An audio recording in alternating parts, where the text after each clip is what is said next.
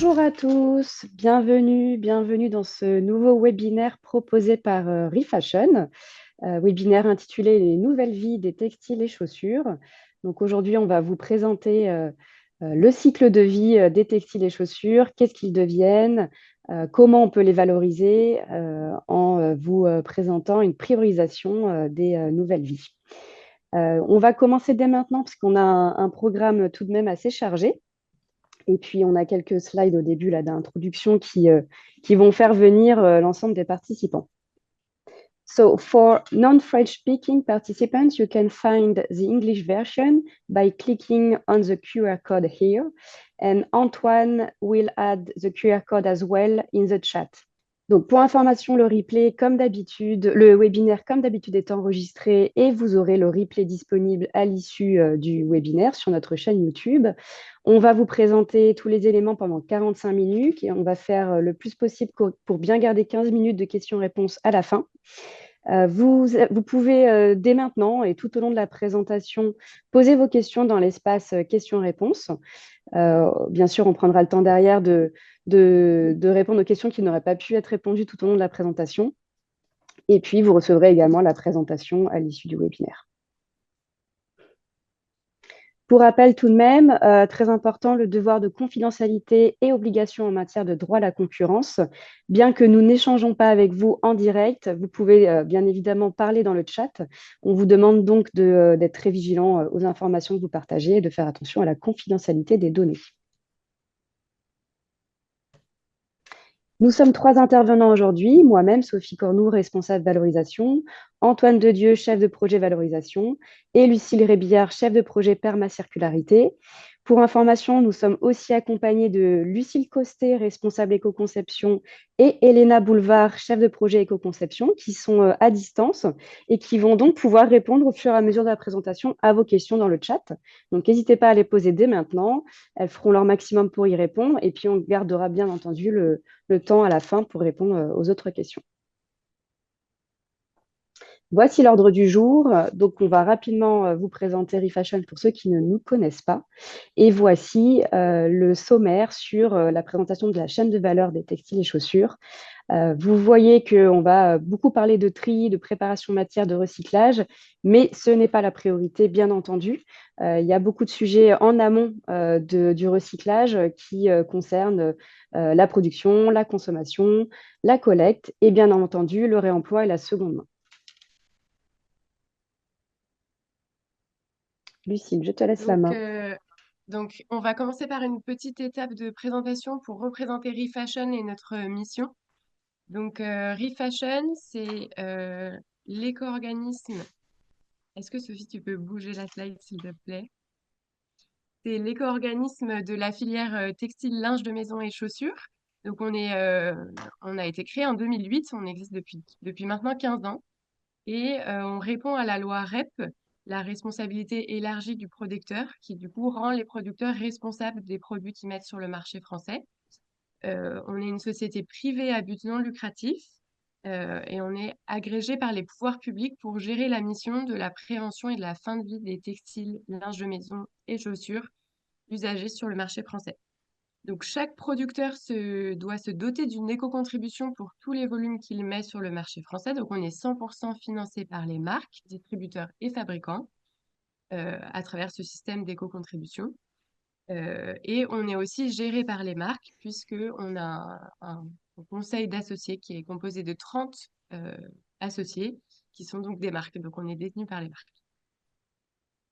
Donc, notre mission, c'est vraiment de gérer la prévention et la gestion de la fin de vie des textiles qui sont mis sur le marché français à travers toutes les étapes de la chaîne de valeur. Donc, on agit pour limiter les impacts de la filière. Donc, dans un premier temps, pour prévenir, réparer, réemployer, collecter, trier, réutiliser et recycler. Une rapide vision sur notre écosystème qui est composé d'un certain nombre de parties prenantes de la filière. Donc, auprès des marques, comme je vous le disais, on perçoit les éco-contributions et on les encourage à éco-concevoir. On soutient les opérateurs de tri, mais aussi les collectivités locales On essaye d'accélérer l'innovation en soutenant des projets qui soient innovants pour la filière. Euh, et aussi, on a une grande partie de nos activités qui permet qui aide les citoyens à être sensibilisés pour adopter les bons gestes de tri. Euh, voilà. De toute façon, on reviendra sur toute la chaîne de valeur tout au long de la présentation et on vous présentera qui sont les acteurs de chacune de ces étapes de la chaîne de valeur.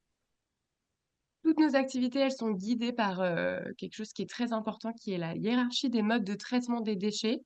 Euh, et c'est pour ça nous, on agit ReFashion pour prévenir et maximiser la prévention, puisque le meilleur déchet est le déchet qui est évité. Donc à travers plusieurs activités comme l'éco-conception, mais aussi la réparation qui permet d'allonger la durée de vie du produit. Euh, Ensuite, une fois qu'on a essayé de prévenir au maximum, le réemploi reste la meilleure voie de valorisation puisque le produit il n'est pas encore passé au statut de déchet. Il est directement réemployé pour la même utilisation qu'il l'était à son origine. C'est tout ce qui est la seconde main, le don, quand on donne ses textiles à des proches ou à autres. Euh, Ensuite, la réutilisation, c'est le même principe, mais le produit est passé au statut de déchet, donc il en ressort pour être réutilisé sous le même usage que son utilisation précédente. C'est à cet endroit-là qu'on a les activités de collecte et de tri, puisque c'est à partir du moment où le textile arrive dans le centre de collecte qu'il est considéré comme un déchet. Euh, Ensuite, une fois qu'on a maximisé la voie de réutilisation, vient le recyclage, euh, qui, euh, qui permet du coup de donner une seconde vie, mais sous un autre usage après une transformation au produit. Après le recyclage, on a le combustible solide de récupération qui du coup transforme les textiles en combustible permettant d'alimenter des industries, comme par exemple la plasturgie. Puis on a les étapes d'incinération. Donc on préfère toujours celles qui permettent de récupérer l'énergie, donc à la valorisation énergétique. Et enfin, notre but ultime à nous, c'est d'éviter l'enfouissement et l'incinération. On le verra, donc c'est la partie en rouge la plus basse de la hiérarchie des modes de traitement. On le verra, c'est tout ce qui est la part qui est des textiles qui est jeté directement à la poubelle. Voilà, donc on agit sur toute cette chaîne de traitement des déchets à travers plusieurs activités. Et il faut bien savoir que le déchet reste une ressource et qu'il deviendra un nouveau produit et une nouvelle matière. Pardon, mon micro a été coupé. Du coup, on va commencer et la première étape, du coup, va être la production. Euh, Est-ce que tu peux passer la slide, Sophie? Donc, cette étape, ça correspond lorsqu'un metteur en marché, donc une marque ou un distributeur, va vendre un produit neuf à un consommateur et ce sera un produit soit qu'il aura fabriqué lui-même, soit qu'il aura acheté ou fait fabriquer. Donc, cette étape, elle est très importante dans le cycle de vie d'un produit, car en fait, c'est à ce moment-là que une grande partie des impacts environnementaux vont se jouer, puisque ben, les choix de la chaîne de production, des matières qui vont être utilisées, en lien avec le design du produit qui va être fait, vont jouer une grande partie des impacts environnementaux de ce produit. Également, ces choix, en fait, vont impacter tout le reste de la chaîne de vie d'un produit, notamment les étapes de consommation, mais également la régénération. Donc, lorsque l'on va prendre en compte tous ces éléments pour concevoir son produit, on va donc parler d'éco-conception. Pour en donner une définition, l'éco-conception, ben, c'est une approche méthodique qui prend en considération les aspects environnementaux du processus de conception et de développement dans le but de réduire les impacts environnementaux négatifs du produit. Et ça, tout au long du cycle de vie d'un produit, donc lors de la production, mais également lors de toutes les autres étapes, comme ben, la consommation et bien entendu la régénération. Lorsqu'on se lance dans l'éco-conception, il faut toujours garder en tête, en lien avec la hiérarchie des modes de traitement, que la priorité, c'est l'allongement de la durée de vie et donc la durabilité des produits. Et pour ça, ben, plusieurs stratégies peuvent être mises en place ben, pour allonger la durée de vie des produits. Et pour ça, ben, ça peut être penser à des designs qui vont être intemporels ou multifonctionnels, donc des designs qui vont pas se démoder trop rapidement ou des designs qui permettent de remplir plusieurs fonctions, de réfléchir à augmenter les exigences qualité d'un produit, puisque ça va le rendre plus résistant, plus durable, et du coup va pouvoir avoir une durée de vie plus longue, et du coup ben, réduire les impacts environnementaux de ce produit. Par la suite, on va également travailler sa réparabilité, c'est-à-dire que pouvoir rendre le produit le plus réparable possible pour que lorsqu'il arrive en fin de course, qu'il sera abîmé, qu'il puisse être réparé pour lui redonner une nouvelle vie et relancer sur une nouvelle étape de vie dans le même usage pour qu'il dure le plus longtemps possible. Et enfin, pourquoi pas envisager d'opter pour une économie de la fonctionnalité, donc par exemple des services de location de vêtements où on se concentre sur la fonctionnalité du vêtement pour le faire durer avec différents utilisateurs le plus longtemps possible et l'exploiter le plus possible, ce vêtement. Pour continuer, je laisse la parole à Lucille pour parler de la consommation. Sur la consommation, non, je sais pas. Sur la consommation, l'acteur principal reste le citoyen, puisque c'est le fait de consommer le produit. Je veux bien que tu passes sur la slide du schéma, Antoine, s'il te plaît. Euh, le mot d'ordre, c'est d'aider le Je ne sais citoyen pas à si tout le monde allonger. entend bien. J'ai Est-ce l'impression qu'on que, m'entend? Lucille, ton micro est bien allumé. Oui. Attends. Est-ce que vous m'entendez bien? Ok, Tu m'entends bien, Sophie? super. Ok. Ouais, salut. Donc le mot d'ordre, désolé c'est des soucis du live. Le mot d'ordre pour cette étape qui concerne donc le citoyen dans son usage du produit, c'est d'allonger au maximum la durée de vie et donc son utilisation du produit pour réduire au maximum les volumes de déchets qui sont générés par l'utilisation des vêtements et des chaussures. Pour ça, plusieurs gestes qu'on peut faire adopter aux citoyens, c'est de réparer ou faire réparer les textiles, d'en prendre soin, donc de bien les nettoyer, d'en prendre soin, et surtout de considérer la seconde main au lieu d'aller acheter de la première main. Donc, nous, chez Refashion, on aide à adopter les bons gestes à travers l'entretien, la réparation et le tri, également le tri dans ces placards de manière régulière pour aller déposer ces textiles euh, à la collecte. Et donc, je passe la parole à Sophie qui va expliquer toute l'étape de la collecte des textiles. On a une étape qui est cruciale, qui est l'étape de collecte. Donc, vous voyez là sur le schéma des flux, le schéma de la circulation de la matière. Le citoyen va en fait déposer à certains endroits ses produits usagés et ces produits vont être collectés. C'est une étape qui est cruciale. On vous explique pourquoi ici. Parce qu'en fait, aujourd'hui, les textiles et chaussures sont encore grandement, malheureusement, jetés dans la poubelle des ordures ménagères. Donc, quand on dit poubelle d'ordures ménagères, c'est à la fois la poubelle de nourriture, hein, souvent la poubelle marron ou la poubelle grise, mais c'est aussi la poubelle des emballages, qui est très souvent la poubelle jaune. Si on dépose ces textiles et chaussures dans ces deux poubelles, ça va directement droit à l'incinération. En tout cas, c'est très vrai et c'est une certitude sur la poubelle des ordures ménagères. Attention tout de même sur la poubelle des emballages. Bien évidemment, derrière, il y a un tri qui est effectué, étant donné qu'il existe de nombreuses filières de recyclage pour différents matériaux, plastique, carton, acier, etc. Mais si vous déposez en fait les textiles et chaussures dans ces poubelles-là, on ne pourra pas les récupérer. Ils seront souillés, ils seront en contact avec de la nourriture, donc c'est impossible derrière de pouvoir les valoriser, que ce soit sur la réutilisation bien entendu, mais aussi sur le recyclage. Donc c'est très important de déposer en fait ces textiles et ces chaussures au bon endroit. L'objectif majeur ici, c'est bien de venir détourner ces déchets textiles et chaussures des ordures ménagères, car tout est préférable à l'incinération ou à l'enfouissement, qui, comme Lucille l'a présenté au préalable, sont tout en bas de la hiérarchie des modes de traitement des déchets et qui qui ont l'impact environnemental le plus fort dans la filière.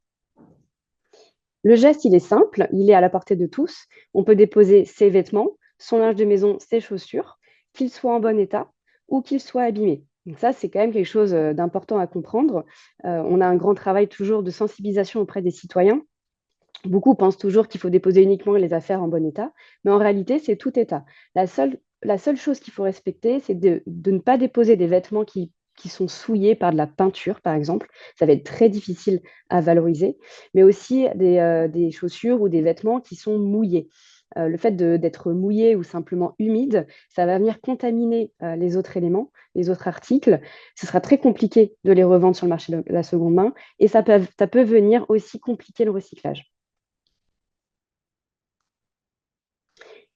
Alors, comment collecter aujourd'hui? Il existe un grand nombre de points d'apport volontaires en France pour les citoyens, au nombre de plus de 47 000 sur le territoire, et c'est réparti de différentes façons. La plus grande majorité, donc plus de la moitié, ce sont en fait tout simplement des bornes, des conteneurs qui sont disposés sur la voie publique pour les citoyens. Mais vous pouvez aussi très bien déposer les textiles et chaussures dans des déchetteries, des points de déchets communaux, auprès d'antennes d'associations, auprès de boutiques et points de vente. Et aussi du porte-à-porte. Parfois, dans vos quartiers, c'est plus facile de se rendre à l'association du coin que vous connaissez et de déposer vos produits. Ils seront aussi valorisés et bien évidemment, tous ces acteurs vont respecter la hiérarchie des modes de traitement des déchets. On a une cartographie, si vous cliquez sur le petit encart en bas, on a une cartographie qui référence ces 47 551 points d'apport volontaires en France. Pourquoi c'est important aussi de bien déposer ces textiles et ces chaussures au bon endroit? C'est que derrière, on va optimiser la valorisation des ressources. Ce sont les collecteurs et les trieurs qui sont conventionnés par ReFashion, qui vont respecter cette hiérarchie des modes de traitement des déchets et qui vont vraiment être le maillon le plus important pour dire, OK, cette fraction, elle va pouvoir partir sur la réutilisation, cette fraction-là, elle va plutôt partir sur le recyclage.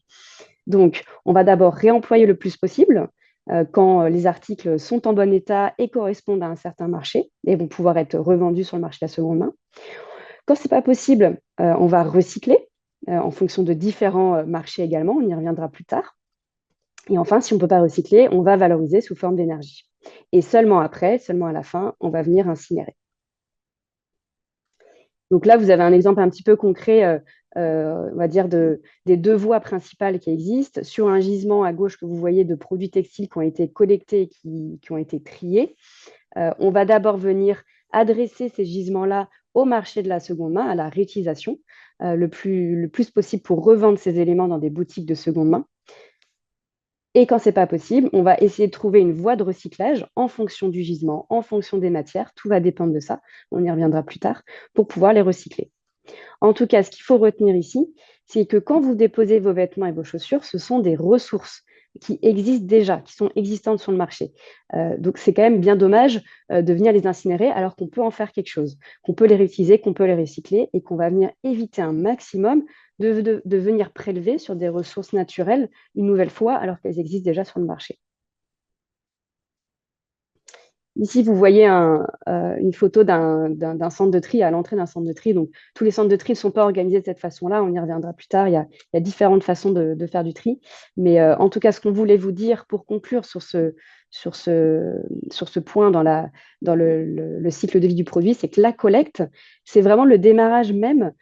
C'est le maillon le plus important pour se dire, OK, derrière, qu'est-ce qu'on va pouvoir faire et comment on va adresser les différents gisements aux différentes boîtes de valorisation. Bien que les étapes d'avant sont essentielles, bien évidemment, que ce soit de la prévention, que ce soit le réemploi, la seconde main. Je te laisse reprendre la main, Lucille. Sur le réemploi, la seconde main, donc la meilleure voie de valorisation pour les textiles usagés, euh, donc toujours en respectant la hiérarchie des modes de traitement, le but est de détourner les flux qui seraient partis au recyclage, parce que comme je vous l'avais présenté, c'est la première étape dans la hiérarchie des modes de traitement. Donc la meilleure qualité des textiles, linge de maison et chaussures qui est collectée, ce qu'on appelle la crème, elle est revendue directement dans des structures de réemploi-réutilisation à des fins de seconde main. Et aujourd'hui, le réemploi, c'est important de le savoir, il a un caractère social puisqu'il est opéré par des acteurs qui sont majoritairement des acteurs de l'économie sociale et solidaire, dont on voit les logos apparaître à l'écran comme les grandes organisations nationales qui emploient des personnes en insertion. Donc, il a un double caractère environnemental et social. Euh, on peut aussi toujours, pour maximiser cette part de réemploi-réutilisation, venir opérer à des petites actions qui permettent d'offrir une meilleure qualité à ce réemploi, enfin à cette seconde main, par du coup des activités de reconditionnement qui sont donc réparer un bouton, détacher, hygiéniser, déboulocher des pulls ou tout simplement juste nettoyer. L'objectif est donc d'offrir une seconde main qui soit d'une meilleure qualité possible. Comme je vous le disais tout à l'heure, petite nuance entre réemploi et réutilisation. Ensuite, on arrive dans le centre du coup de tri dans lequel on opère un tri pour la réutilisation, donc pour ressortir ces vêtements et les refaire entrer sur la chaîne de valeur des textiles et qu'ils soient de nouveau utilisés par les citoyens.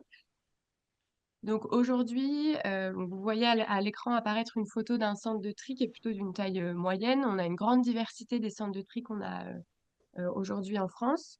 Donc on en compte 66 qui sont conventionnés chez nous avec ReFashion, dont 52 en France. Le fait d'être conventionné permet pour ReFashion de récupérer des données et donc de mieux comprendre là où on pourrait venir soutenir les opérations de tri, toujours dans l'objectif de maximiser et de trier au maximum pour orienter les flux vers les meilleurs exutoires. La majorité des centres de tri, tout comme l'étaient les acteurs du réemploi et de la réutilisation, sont aussi issus de l'économie sociale et solidaire. Et donc, de nouveau, des logos apparaissent sur vos écrans, comme Le Relais, Framimex, Emmaüs, GBTEX. Voilà. Et donc, c'est important de savoir que l'avenir de nos vêtements et chaussures se joue vraiment dans le centre de tri, puisque, comme je vous le disais, une fois dans le centre de tri, les trieurs orientent vers l'exutoire qui est le meilleur pour le textile. En centre de tri, c'est vraiment du tri qui est majoritairement effectué de manière manuelle, à travers l'œil, le toucher, par la lecture d'étiquettes. Donc, il est fait à la main. Et donc, c'est les trieurs qui évaluent chaque article pour déterminer son potentiel de réutilisation et de valorisation. C'est une expertise très pointue puisque le but est d'évaluer rapidement la qualité, l'état et la valeur des articles et aussi en prenant en compte les tendances du marché. Il faut savoir que les trieurs ont des formations qui peuvent être assez longues et techniques puisqu'elles incluent aussi la capacité de reconnaître des matériaux et des styles de manière assez diverse. On a des gisements qui sont quand même hyper divers et variés. Et donc, l'objectif est de déterminer le meilleur exutoire pour les textiles et notamment donc, dans cette étape-là, la réutilisation. Il y a cette adaptation aux tendances du marché avant de passer la main sur le surtri, la préparation au recyclage, puisque effectivement, selon les tendances de marché pour le réemploi, le recyclage, les capacités, on va trier de manière plus ou moins différente en fonction des exutoires et des capacités d'exutoire. Merci Lucille. Donc, on va vous parler dans cette partie d'un point très important qu'on appelle le tri et la préparation de matière en vue du recyclage. Donc, on priorise un maximum d'orienter les flux vers la réutilisation, bien sûr, mais quand ce n'est pas possible, il va bien falloir pouvoir les recycler. Sauf qu'on ne recycle pas de façon si facile, il faut déjà préparer la matière. Donc, c'est ce qu'on va voir ici. On revient sur notre schéma de la circulation de la matière. Hop, je clique. Vous voyez, donc on est ici, vous devez voir mon curseur apparaître au niveau des opérateurs de tri. Donc, Lucie le disait, tout ce qui part en réutilisation repart dans le circuit ici. Et ce qui ne peut pas être réutilisé va partir sur la voie de valorisation du recyclage. Donc ici, c'est important de passer. Hop, attendez, je reviens un petit peu en arrière. C'est important de regarder ce schéma et de mettre un petit peu de contexte dans tout ça.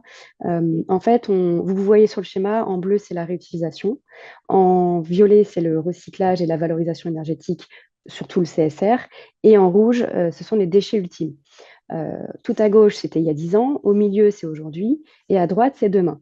Ici, ce qu'il faut comprendre, c'est quoi qu'il arrive, c'est que les volumes de collecte vont augmenter. Il y a un certain nombre d'actions qui sont mises en place en France et Paris Fashion pour pouvoir venir capter de plus en plus de gisements. Sauf qu'on sait aussi que la part de la seconde main, elle diminue en raison de plusieurs facteurs. Il y a à la fois la limitation de l'export en partie qui est due à la crise structurelle qu'on est en train de vivre aujourd'hui. On n'en a pas beaucoup parlé, mais aujourd'hui c'est compliqué. Il y a des centres de tri qui se retrouvent avec des stocks qui ont du mal à écouler, que ce soit en Europe ou que ce soit hors Europe, dans le monde. Et donc on est en train d'avoir des difficultés pour revendre cette partie de la seconde main. Et aussi, on constate de plus en plus que la qualité du gisement qui est orienté vers la seconde main est de moins en moins bonne. Donc, c'est de plus en plus difficile de les revendre sur le marché de la seconde main. Donc, dans tous les cas, on va collecter plus, on va avoir moins de réutilisation, on va donc avoir affaire à des volumes qu'il va falloir recycler de plus en plus. On a donc besoin vraiment de développer une industrie du recyclage qui soit opérationnelle, qui soit compétitive en France, mais pas qu'en France, également en Europe. C'est un petit peu ça qu'il faut comprendre aujourd'hui et sur cette partie du recyclage. Voici une frise qui vous présente donc les étapes très grossières de la chaîne de valeur, la collecte, le tri, on l'a vu, la réutilisation.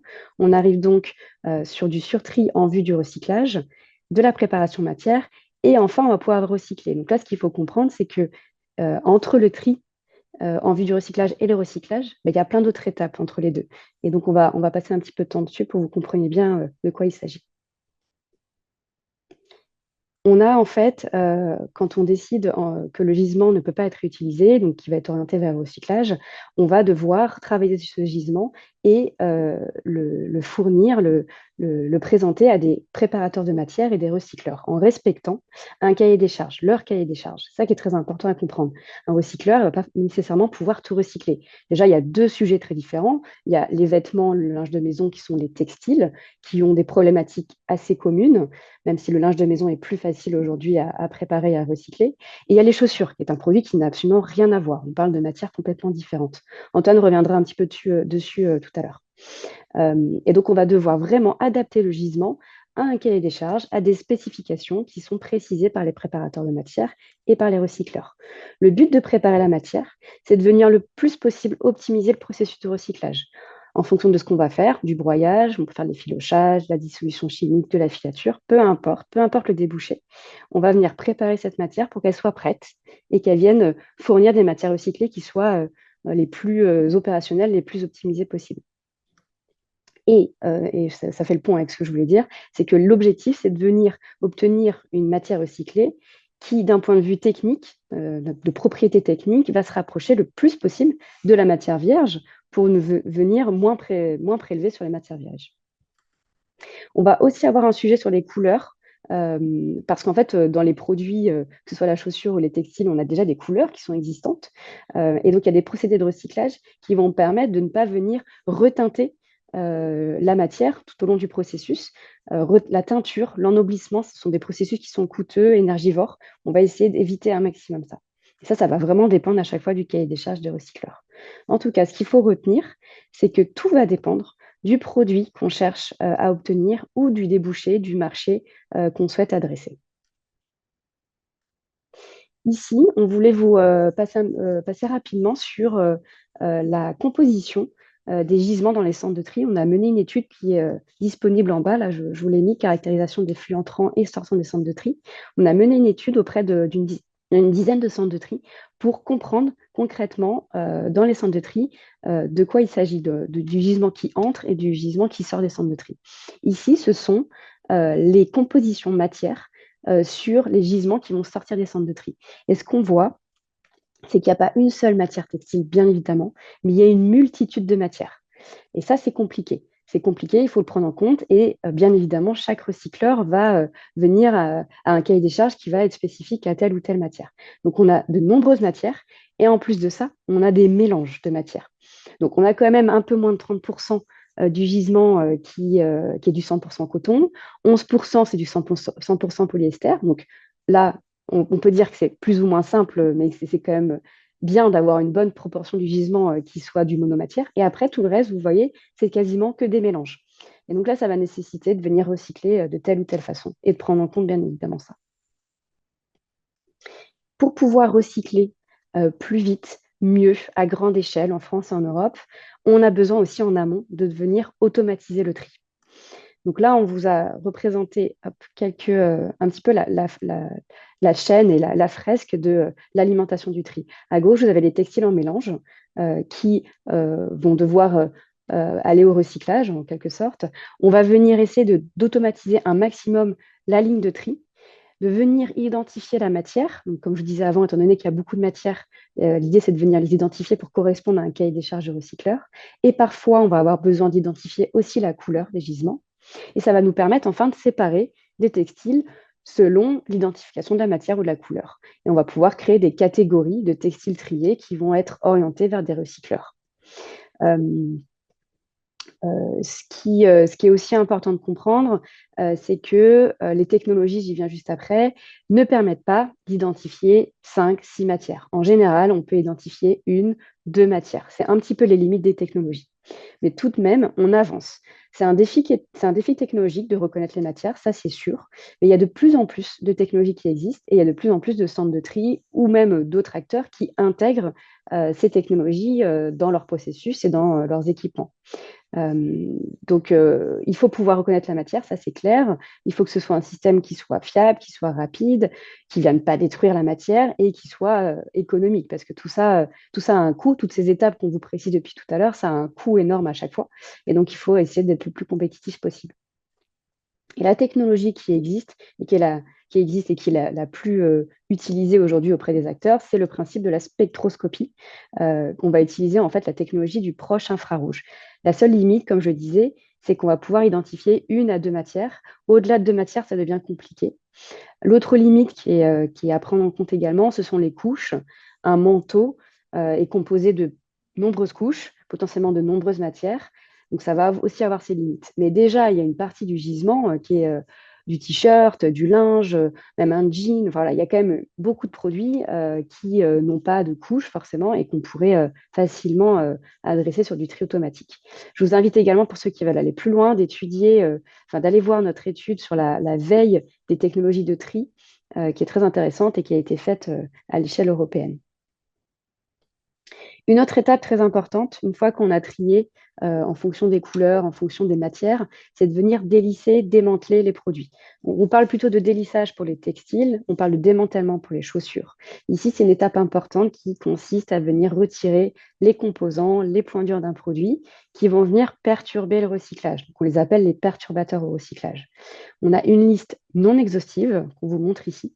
Donc là, vous avez des éléments en métal ou plastique, des boutons, des rivets, des fermetures éclairs, des bandes réfléchissantes. On a également des éléments textiles dont la composition va être différente de l'étoffe principale, donc là où ça vient complexifier aussi. Les poches, les élastiques, les patchs, les étiquettes. Et sur la chaussure, il y en a énormément. On en a mis juste 3, mais il y a beaucoup, beaucoup de composants sur les chaussures. Il y a les lacets, il y a des œillets, il y a des cambrions. Il y en a beaucoup plus. On a également une étude que vous pouvez consulter en bas sur les perturbateurs et facilitateurs au recyclage. Donc l'idée, c'est vraiment de venir retirer un maximum ces éléments pour pouvoir recycler de façon optimisée et sans venir endommager les machines des recycleurs. Donc, pour continuer, on va passer à la partie recyclage. Donc, cette étape, en fait, elle va se situer du coup après l'opération de tri et de préparation matière que vient de vous présenter Sophie. Et c'est à ce moment-là que l'on va pouvoir boucler la boucle, soit en réintroduisant la matière dans l'industrie du textile et de l'habillement, qui va être du coup de la boucle fermée, soit en rejoignant d'autres boucles, c'est-à-dire en s'intégrant dans d'autres secteurs d'activité. On va y revenir.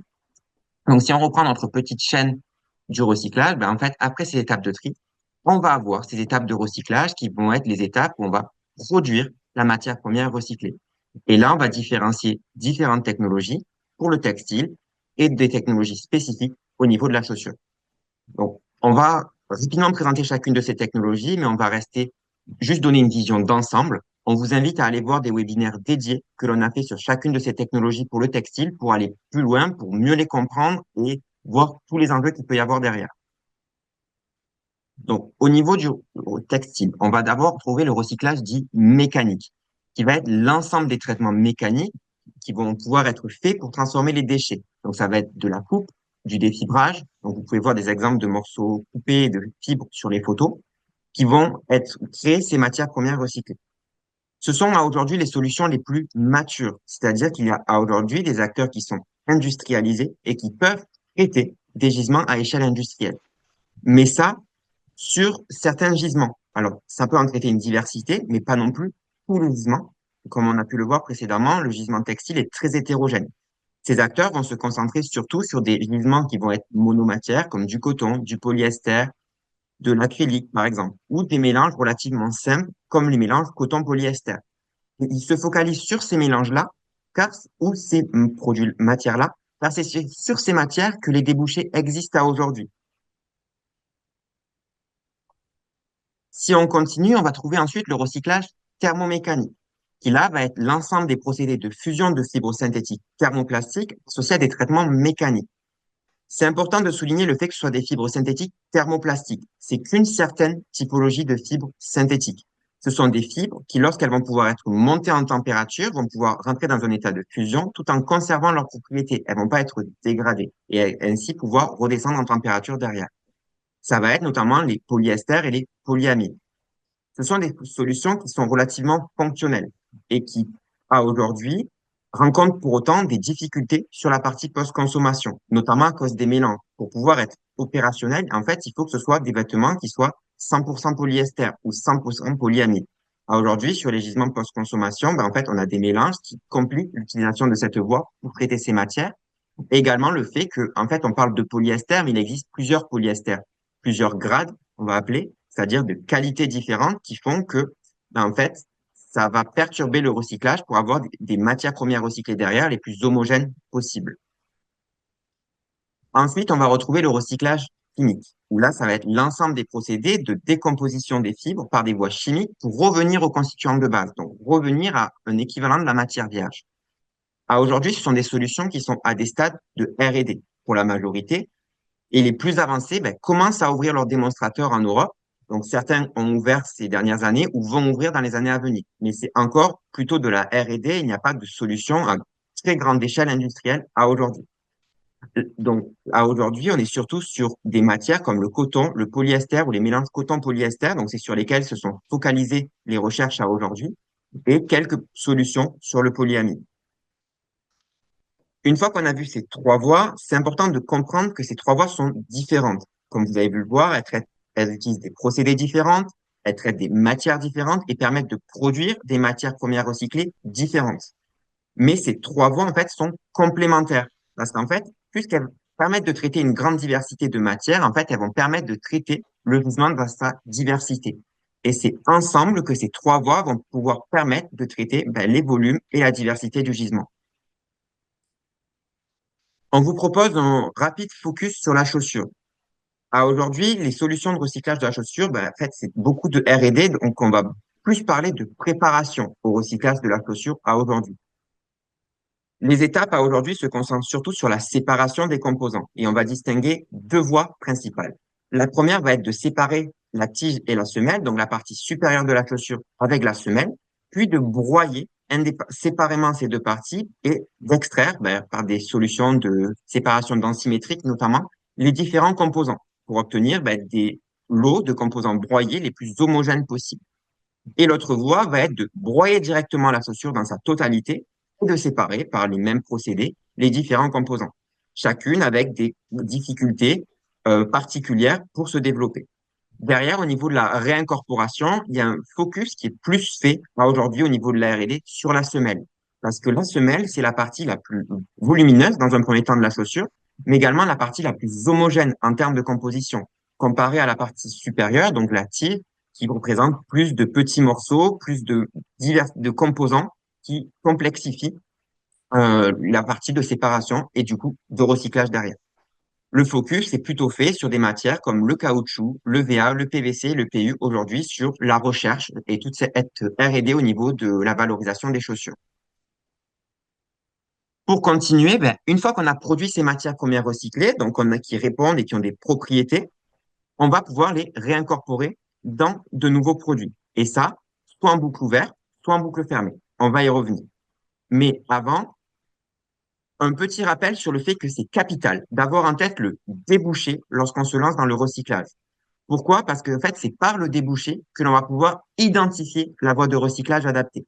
Si on prend par exemple le cas d'un t-shirt, en fait, il est possible de refaire du fil avec théoriquement les trois voies de recyclage, mais elles vont pas permettre de produire le même fil, donc les mêmes matières, au même coût, avec les mêmes propriétés. Ainsi, c'est en ayant en tête le t-shirt que l'on veut créer que on va pouvoir créer et identifier la bonne procédé de recyclage et pour produire avoir la bonne matière recyclée. Et comme vu précédemment, c'est en ayant la voie de recyclage que l'on va pouvoir identifier les étapes de préparation matière et de tri matière adaptée.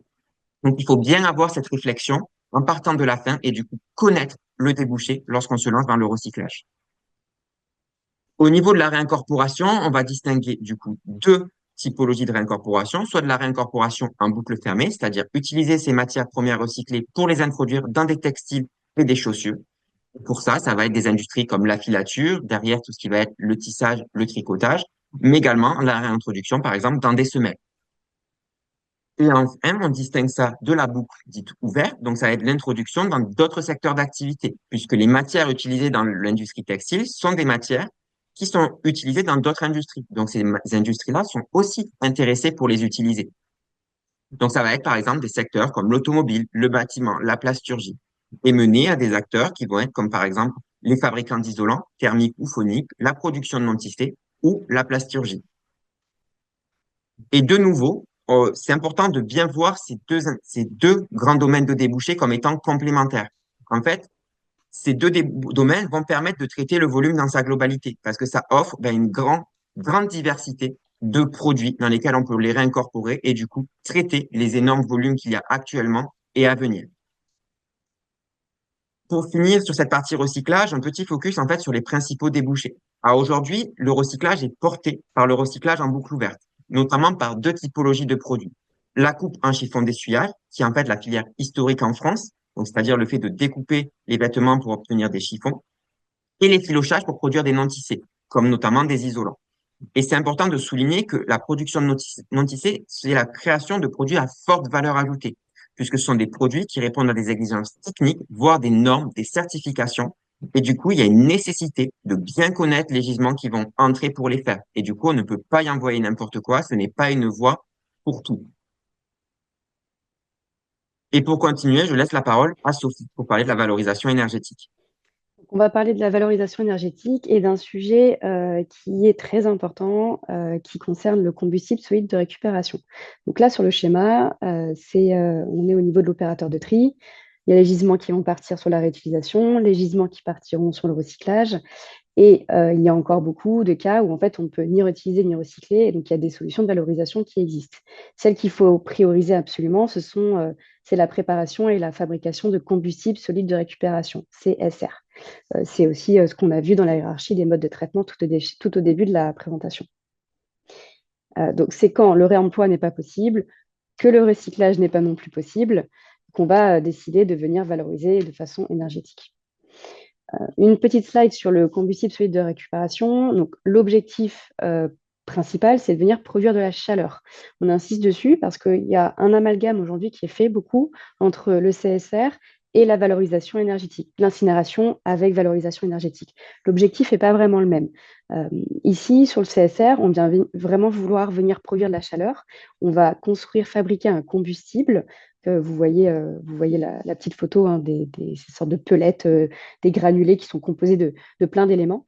On va produire ce combustible et on va l'adresser à des marchés très spécifiques, comme les marchés de la cimenterie ou de la chaufferie.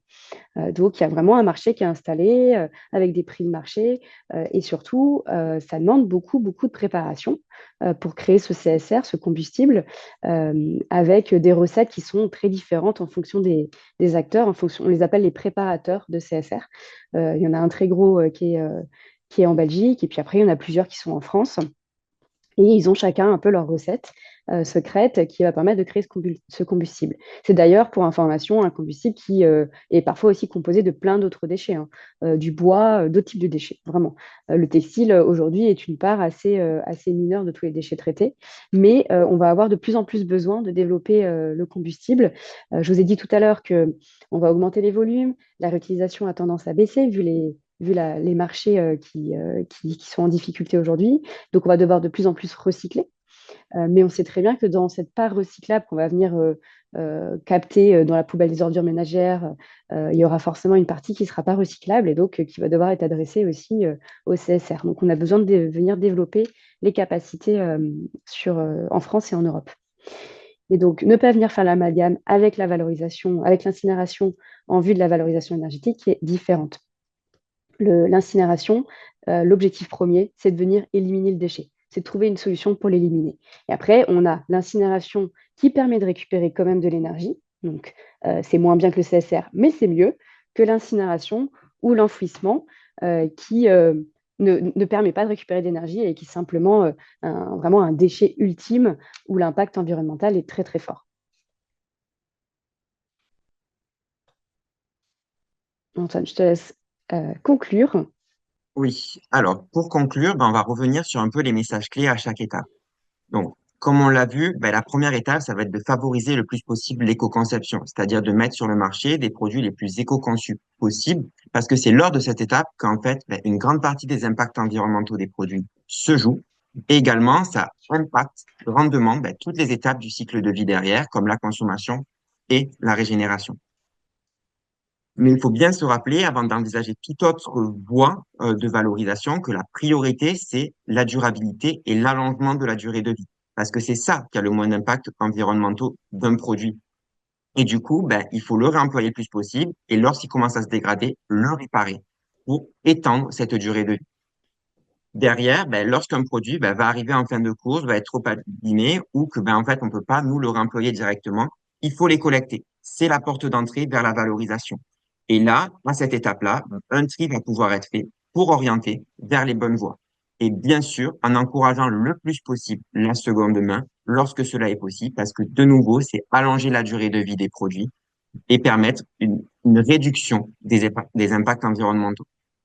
Lorsque cela ne sera pas possible, ben en fait, il faudra l'orienter vers d'autres voies, notamment le recyclage. Et pour ça, il y a besoin de développer les capacités de tri qui permettent de faire cette orientation entre ces différentes voies et notamment vers le recyclage et la seconde main.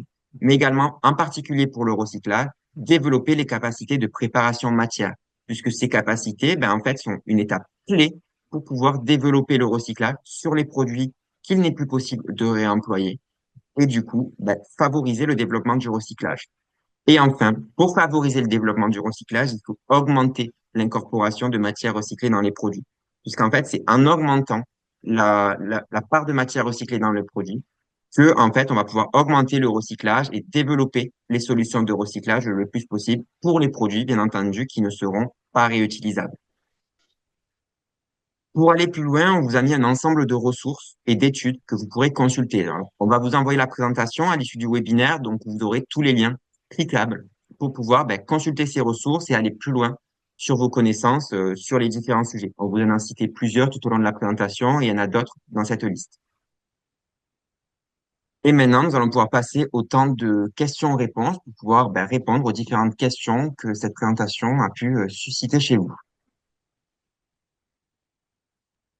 Je vais peut-être revenir, je me dis qu'on peut peut-être revenir sur le schéma hop, Ouais.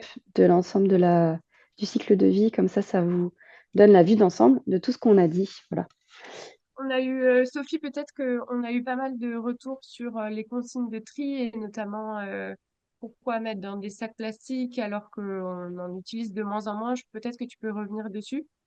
Oui, bon, oui, c'est sûr qu'on essaie de limiter l'utilisation de sacs plastiques, je pense, à tout niveau, ça c'est clair. Simplement, il faut se mettre un petit peu dans la peau du collecteur-trieur. Les bennes sont quand même, les conteneurs sur la voie publique sont quand même assez importants, il y a du volume dedans.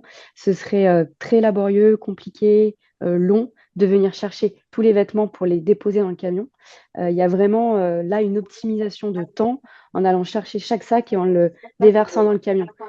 Qu'il y a une première étape de déverser le sac dans le camion. Après, le camion, il va arriver chez le trieur, au sein du centre de tri. Il va falloir déverser à nouveau.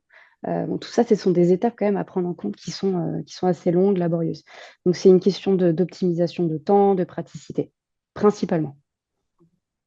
Également, Sophie, ça permet de protéger le gisement, puisqu'on le disait, s'il n'est pas protégé dans un sac Bien sûr. Mm. fermé hermétiquement, il peut être Ouais, contaminé, souillé, ce qui derrière nous permet pas de réutiliser la matière et donc de soit réutiliser, soit recycler.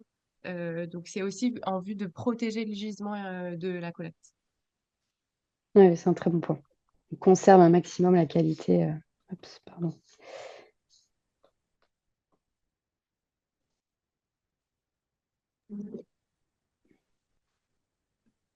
Est-ce qu'il y a des questions qui n'ont pas pu être répondues?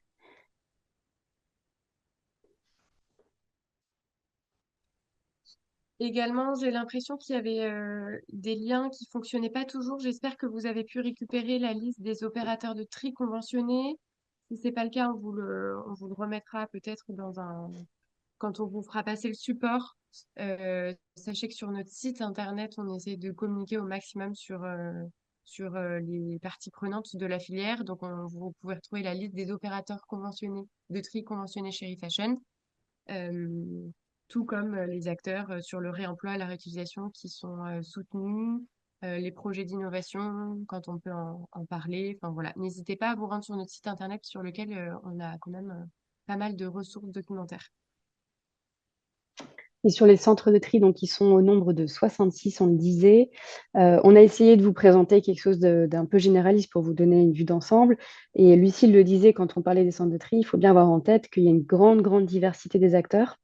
Il y a des regroupements, il y en a qui font plutôt de l'économie sociale et solidaire, il y en a qui sont complètement indépendants, des entreprises plus classiques, des entreprises privées plus classiques, et aussi des capacités de tri qui sont très, très aléatoires. Et donc, qui dit capacité de tri aléatoire dit forcément des surfaces aussi d'entrepôts qui n'ont rien à voir. Et pareil, parfois, les sacs vont être, quand ils arrivent au centre de tri, vont être traités de façon différente. Donc, voilà, il n'y a pas, y a pas une règle, on va dire. Ils ont chacun leur mode de fonctionnement. Mais à chaque fois, un mode de fonctionnement qui soit a priori le plus optimisé possible pour pouvoir trier le plus vite possible et, euh, et, et maximiser la réutilisation le plus possible. Alors, il y a une question sur les grands chiffres entre les volumes orientés aujourd'hui vers le réemploi, le recyclage, la valorisation et l'incinération. Donc, on peut peut-être commencer à y répondre en disant que déjà, dans un premier temps, sur les volumes, c'est sur les volumes qui sont triés, donc qui nous sont remontés, nous, par nos opérateurs de tri conventionnés, par tout le système de traçabilité que l'on a avec eux par les conventions. Il y a à peu près, pour vous donner des ordres de grandeur, 60% qui à aujourd'hui sont orientés vers du réemploi. Donc, ça montre bien, en fait, le fait que c'est la voie qui est privilégiée par rapport à la hiérarchie des modes de traitement pour les impacts environnementaux, pour les réduire le plus possible. Il y a ensuite derrière, à aujourd'hui, 30% qui sont orientés vers le recyclage. Et comme l'a dit lors de cette présentation, c'est principalement porté par l'effilochage et la coupe chiffon, qui sont à aujourd'hui les deux voies, donc en boucle ouverte, qui permettent de traiter le plus de volume. Mais bien entendu, il y a d'autres voies qui sont en train de se développer aujourd'hui et qui petit à petit grappillent des volumes euh, au niveau du recyclage. Derrière, en fait, les 10% restants, ça va être à peu près 9% de combustible solide de récupération.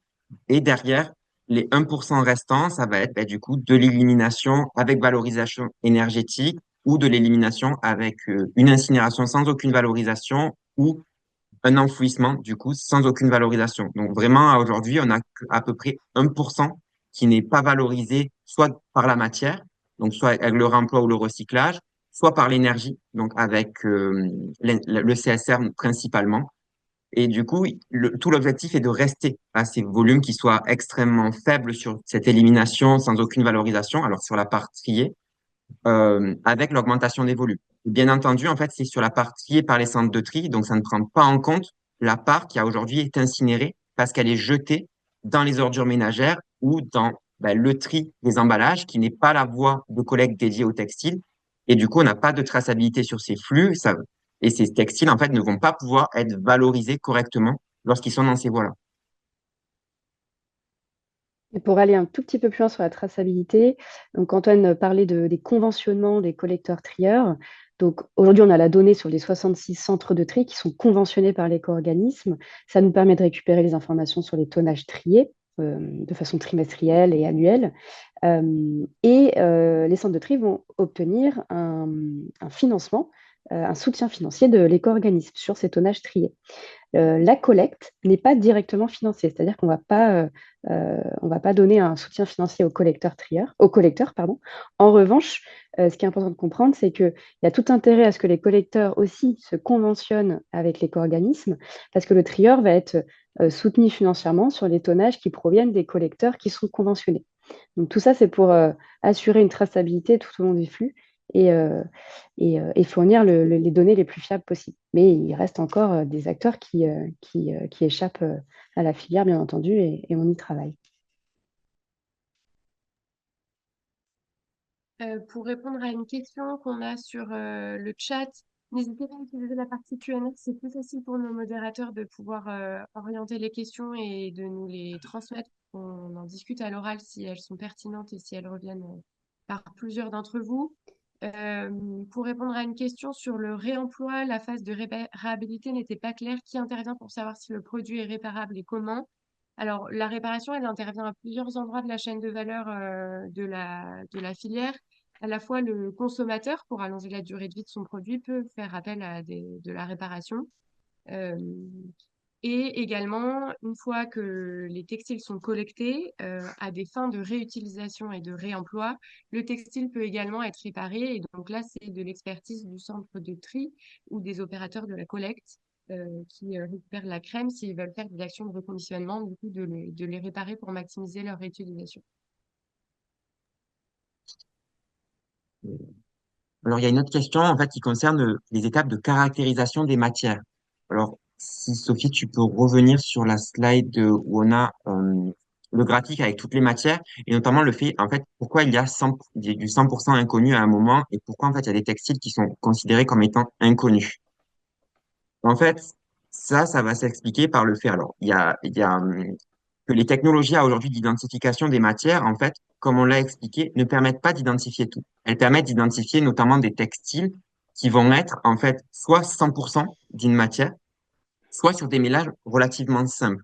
Donc, en fait, le 100% inconnu, ça peut être des mélanges, en fait, qui vont être à plus de deux matières ou avec et du coup qui vont pas pouvoir être identifiés parce qu'en fait les technologies à aujourd'hui, c'est du coup une limite technologique, ne permettent pas d'identifier ces textiles-là avec tous ces mélanges. Et du coup, ben, en fait, c'est pour ça qu'on se retrouve avec une part qui est relativement élevée, puisqu'en fait, les mélanges sont quand même quelque chose qui est relativement présent dans les textiles à aujourd'hui. Cette étude, elle est très intéressante à- à lire. On a orienté les informations sur la partie recyclage. Donc, en fait, là, c'est l'analyse des flux sortants de ces 10 centres de tri qu'on a étudiés. Mais vous avez aussi une vision sur les flux entrants. Donc, quelle est la part des textiles d'habillement, des chaussures, du linge de maison dans les centres de tri? Et dans le textile habillement, quelle est la part des t-shirts, des pantalons, etc. pour chaque type de produit? Donc, n'hésitez pas à aller voir, il y a pas mal de graphiques, donc c'est assez illustré, c'est assez chouette. Je vous ai mis également dans le chat le lien vers notre rapport d'activité. Il y a pas mal de questions sur les volumes collectés, la part de ce qui est recyclé, de ce qui est réutilisé, à la fois en France, à l'étranger. Vous avez toutes les informations dessus. Je vous ai envoyé le lien vers la formation, vers le format web.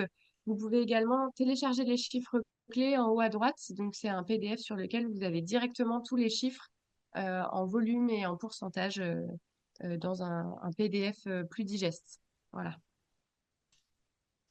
On va vous envoyer aussi très prochainement, à l'issue du webinaire, un mail avec le replay, etc., quand tout sera prêt.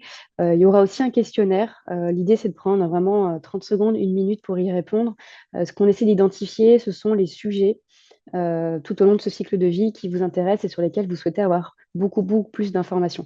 Alors, on a fait des webinaires sur le recyclage mécanique, thermomécanique, chimique, par exemple. Là, il y a vraiment, vous pouvez approfondir en suivant ces webinaires, il y a beaucoup d'informations à récupérer.